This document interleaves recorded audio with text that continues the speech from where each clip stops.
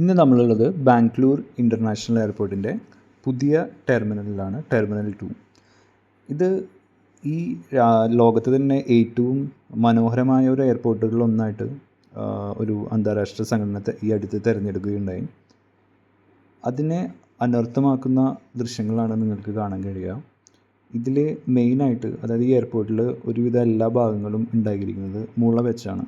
അപ്പോൾ ബാംബു വെച്ചിട്ട് ഉണ്ടാക്കിയിരിക്കുന്ന ഒരു എയർപോർട്ട് എന്ന് വേണമെങ്കിൽ പറയാം. ഒരുവിധ എല്ലാ ഈ കാണുന്ന മുകളിലെ സീലിംഗ് ആയാലും ബാക്കിയുള്ള ഒരുവിധ മാക്സിമം അവർ ഉപയോഗിക്കാവുന്നിടത്തോളം ഈ ബാംബു അവർ യൂസ് ചെയ്തിട്ടുണ്ട്.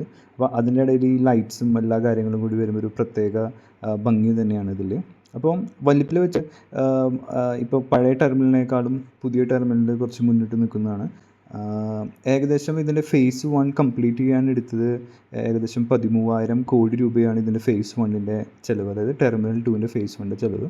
2022 നരേന്ദ്രമോദി ഇത് ഉദ്ഘാടനം ചെയ്തതിന് ശേഷം ഇപ്പോഴും ഇത് ഫുള്ളി ഓപ്പറേഷണൽ ആയിട്ടില്ല. ഇപ്പോൾ ഇവിടെ നിങ്ങൾക്ക് കാണാൻ പറ്റുന്നത് മെയിനായിട്ട് 1-2 എയർലൈൻസിനാണ് ഇപ്പോഴും ഇത് ഫുള്ളായിട്ട് ഓപ്പറേറ്റ് ചെയ്തിരിക്കുന്നത്.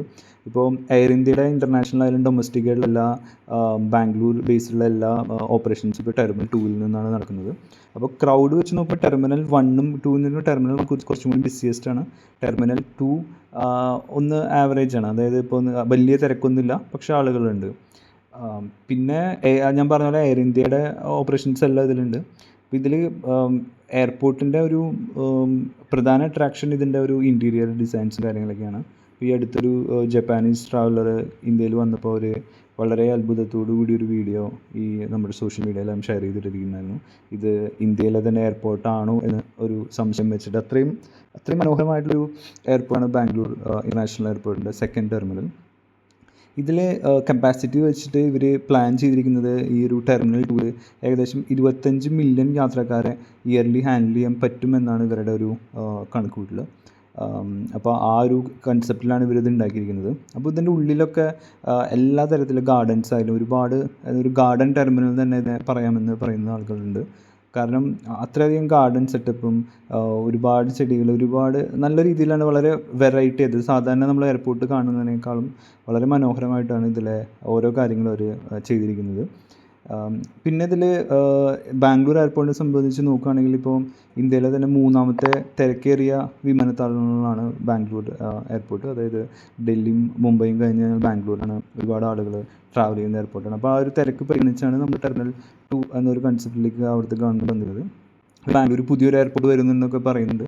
അപ്പോൾ അതും കൂടി വരുമ്പോൾ എനിക്ക് തോന്നുന്നു ടെർമിനൽ 1-ഉം 2-ലും കുറച്ച് തിരക്ക് കുറയുമായിരിക്കും. പക്ഷേ ബാംഗ്ലൂർ വളർന്നുകൊണ്ടിരിക്കുന്നൊരു നഗരമാണല്ലോ, അപ്പോൾ അതിൻ്റേതായൊരു വളർച്ചയ്ക്ക് ആവശ്യമാണ് ചിലപ്പോൾ ടെർമിനൽ പുതിയൊരു എയർപോർട്ട് കൂടി വരുമ്പോൾ അത് ഇവിടുത്തെ തിരക്ക് അത്ര കുറയ്ക്കില്ലെങ്കിലും കൂടി അത് ആ ഒരു സംസ്ഥാനത്തെ വളർച്ചയ്ക്ക് കുറച്ചും കൂടി ഉണർവേകുന്നൊരു കാര്യമായിരിക്കും. പിന്നെ ഇവിടെ നോക്കിക്കഴിഞ്ഞാൽ ഇവിടെ എല്ലാ സൗകര്യങ്ങളുണ്ട്. ഇപ്പോൾ ഒരുവിധം എല്ലാ ബ്രാൻഡ്സിൻ്റെയും ഔട്ട്ലെറ്റ്സ് ഇവിടെ ഉണ്ട്. അതുപോലെ ലോഞ്ച് ആക്സസ് ആണെങ്കിലും ഇവിടെ ലോഞ്ചിന് നിങ്ങൾക്ക് വേണമെങ്കിൽ കയറാനുള്ളൊരു സംഭവങ്ങളൊക്കെ ഉണ്ട്.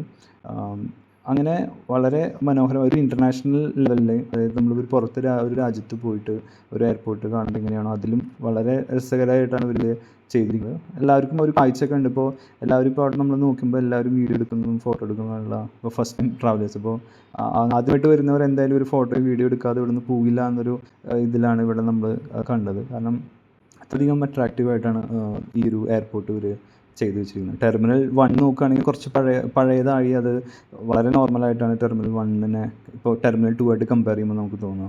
ഈവൻ നമ്മുടെ കൊച്ചി ഇൻ്റർനാഷണൽ എയർപോർട്ടായിട്ട് കമ്പയർ ചെയ്യുമ്പോഴും ഇപ്പോൾ വളരെ മുകളിൽ നിൽക്കുന്ന ഒരു എയർപോർട്ട് തന്നെയാണ് ടെർമിനൽ 2, ബാംഗ്ലൂരിലെ ടെർമിനൽ 2. അപ്പോൾ നമ്മളന്ന് എയർ ഇന്ത്യയുടെ ഒരു ഫ്ലൈറ്റാണ് എടുത്തത്. അപ്പോൾ വിസ്താരയായിരുന്നു. പക്ഷേ ഈ വിസ്താരയും എയർ ഇന്ത്യയും തമ്മിൽ മെർജ് ചെയ്തൊരു ദിവസമായിരുന്നു അന്ന്.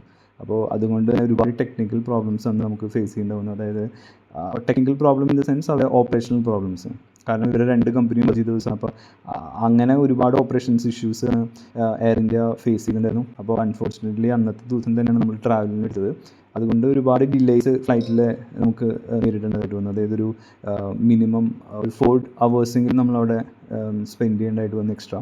പക്ഷേ എയർപോർട്ട് ഇപ്പോൾ ഞാൻ പറഞ്ഞ പോലെ വളരെ മനോഹരമായതുകൊണ്ട് തന്നെ അവിടെ ഒരുപാട് കാര്യങ്ങൾ കാണാനും അതുപോലെ ഒരുപാട് ഷോപ്സുകളൊക്കെ കൊണ്ട് നമുക്ക് സമയം അത്ര അങ്ങോട്ട് ബുദ്ധിമുട്ടായി തോന്നിയില്ല. പക്ഷേ എയർ ഇന്ത്യയുടെ ആ ഒരു പേര്, അതായത് ഇപ്പോൾ ഒരു എയർ ഇന്ത്യയുടെ ഇപ്പോൾ ഇൻഡിഗോ ആയിട്ട് കമ്പയർ ചെയ്യുമ്പോൾ എയർ ഇന്ത്യയുടെ ഫ്ലൈറ്റ്സ് എല്ലാം ഡിലേ ആണെന്നുള്ളൊരു പണ്ട് തൊട്ടേ ഉള്ളൊരു കാര്യമാണല്ലോ. അപ്പോൾ അത് ഇപ്പോഴും ഒരു എന്താ പറയുക, ടാറ്റ ഗ്രൂപ്പ് ഏറ്റെടുത്തതിന് ശേഷവും അവരുടെ വിസ്താര അല്ലെങ്കിൽ ബാക്കിയുള്ള ഗ്രൂപ്പുകളൊക്കെ മെർജ് ചെയ്തതിന് ശേഷവും ഇവരുടെ ഒരു പ്രോബ്ലം ഇപ്പോഴും ഉണ്ട്. അപ്പോൾ അതവർ പരിഹരിക്കുന്നു വിചാരിക്കാം. കാരണം എയർ ഇന്ത്യ ഇപ്പോൾ ഒരു എന്താ പറയുക, ഒരു വലിയൊരു ബിസിനസ് ട്രാൻസ്ഫോർമേഷൻ കഴിഞ്ഞിരിക്കുന്നതാണ്. അപ്പോൾ ഇനി ഭാവിയിൽ അത് പരിഹരിക്കുമെന്ന് നമുക്ക് വിചാരിക്കാം.